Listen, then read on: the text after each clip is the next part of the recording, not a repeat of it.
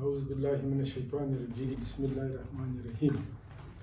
ګرانو کتونکو او محترمو اوریدونکو، خویندو او ورونو، کشرانو او مشرانو، ستاسې د ټولو په اجازه زه ډاکټر حامد خان اڅکزی غواړم چې پر دا ناجوړي چې راغلې ده چې کووډ 19 ورته وایي یا په عرف عام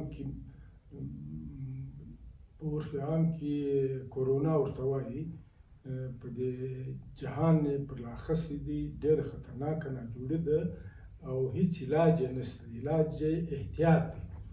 دغه شتمن ملکونه چې هم پیسې لري، هم مشنان لري، هم ډاکټران لري، هم ښه هسپتالونه لري، هم ښه تشخیصي آلاوې لري، هغه په دغه حال ته رسولي دي چې په ټوله دنیا کې 18,000 مریضان په دې اخته دي.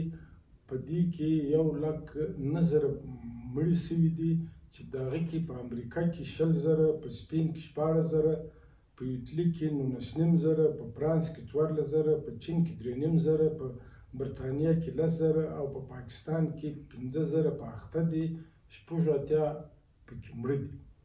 نو چې دغه شتمن ملکونه یې دغه حال ته ورسول، نو خدای دې نه کړي که موږ ته یې مخ سو، موږ خو به ګورو خدای دې فضل کوي چې څه حال راباندې جوړ کړي.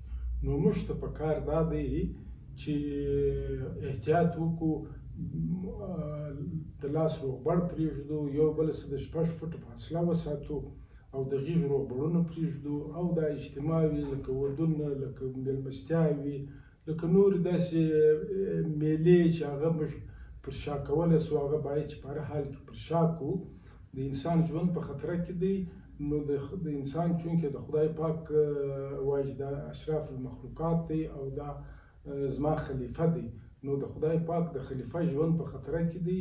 نو ټولو مذهبو په هغې کې خاص کر مسلمانانو مکه معظمه بنده ده چې په 1400 کال کې نه و بنده شوې. مسجد نبوي بند دی او د مصر جامع ازهر فتوا کړې ده چې د هر قسم مذهبي اجتماعګانې چې څونې کمولی شي هغونې باید چې کمې کړي.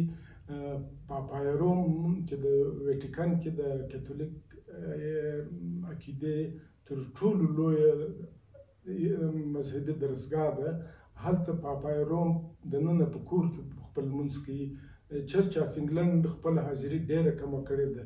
د هغه تراز هندوانو، سیکانو، یهودو د ټولو خپل د مذهبي دغه حاضري څونه چې کمولی شوله هغونه یې کمه کړې ده. نو موږ هم پکار دی چې پر دغه باندې عمل وکړو. د پاکستان اسلامي نظریاتي کونسل هم دا فتوا کړې ده چې اجتماعات، مذهبي اجتماعات چې څونه کم حاضري کېدلی شي هغه پکار دی چې وشي. د هغه په هر رنګ کې چې نو په دې کې دغه خواست کوو چې څونه موږ خپل خیال وساتو، نو هله به بیا موږ چې د خدای پاک د دې ناجوړۍ څخه ځان خلاصو، نو د هر قسم احتیاطي تدابیر که هغه زموږ مذهبي فتوې راته وایي، که موږ حکومت کوم دغه کوي، پکار دی چې هېڅوک د باندې نه راووځي. فرانس ټول بند دی، ایټلي ټول بند دی، برطانیه کې هېڅوک د باندې نشي راوتلی، په سپین کې سړی د باندې نه راپرېږدي. نو موږ هم پکار دی چې څه سختي پر ځان یوسو، په کورو کې کښېنو او غیر ضروري طور باندې د باندې نه ځو. په دې هکله موږ ډاکټرانو ته، نرسانو ته، پیرامیډیکس ته ډېر شابوشی وایو چې دوی په دغه حال کې په ډېر همت سره، په ډېر جرأت سره لګیا دي د دې ناجوړۍ مقابله کوي. موږ دې ستاینه کوو او لیکن دا ډېره د افسوس خبره ده. د دې نه بیا غندنه کوو چې حکومت دوی ته هیڅ قسم سامان نه ورکوي، نه د دوی د کټس ورکوي، نه د ټسټینګ دپاره، نه د دوی د جامو دپاره. دا داسې دی لکه پر فرنټ چې جنګ ته سپایان واستوي او اسله په لاس نه کې ور. نو موږ بیا دغه اسایش چې دوی غوښت د دې دپاره دوی لاریون وکړي او په هغې کې پر دوی باندې ډېر سخت لاټیچارج وشو چې په دنیا کې هیڅ ځای نه دی سوی. موږ د دې ډېره سخته غندنه کوو، د سیاسي پارټۍ په معنا، د شخصي په معنا، د ولس د نمایندګۍ په معنا. دا په کار دی چې نه وشي او حکومت خپل فرایض ادا کړي او دوی ته هر هغه شی چې د دوی په کار دی. او بل د پښتون بلوڅ صوبې به څه آبادي وي، څه به کټس وي، څه به سامان وي، څه به وینټیلیټرز وي، څه به پلانه وي، دا په کار دی په ډېر کمو پیسو کېږي.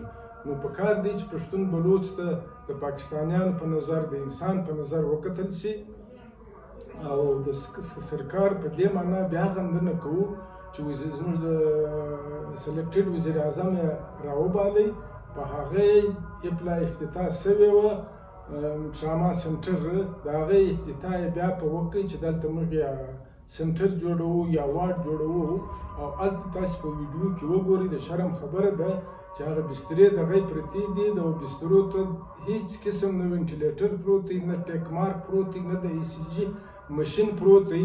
بس دوی دا د وزیر اعظم افتتاح وکړله او چې هلته یو د کورونا مریض نشته. د کورونا مریضان یا په فاطمه جناح جنرال او ټسټ هسپتال کې دي یا په شیخ زید هسپتال کې دي. دا ډېره د شرم خبره ده. دا په کار دی چې دغه زموږ حکومت که مرکزي دی که صوبایي دی، دا سلیکټډ حکومتونه دي چې د خلکو سره د انسان په ژوند دغسې په دې طریقه بازۍ نه وکړي. او بله خبره دا ده چې موږ دا یو خواست کوو چې د تجاران زموږ د ډېر په عذاب دي. د تجارانو باید چې خیال وساتل شي، خاص کر د افغان ټرانزیټ چې د یوې میاشتې زیاته کېږي چې راغلی دی او بارډر پر هاخوا او پر دې خوا ولاړ دی. په کار دا دی چې دغه لار بنده کړي، خلاصه کړي او دا سامان د افغانستان د پاکستان ته، د پاکستان د افغانستان ته په دې شرط چې د هاخوا څخه خلک رالو دلته به کورنټین کېږي، چې هاخوا ته ولاړو هلته به کورنټین کېږي. دغه مجلس دی. یو بیا تاسو ته خواست کوم، ستاسو ډېره مننه، پر دې باندې عمل وکړئ. ډېره مننه.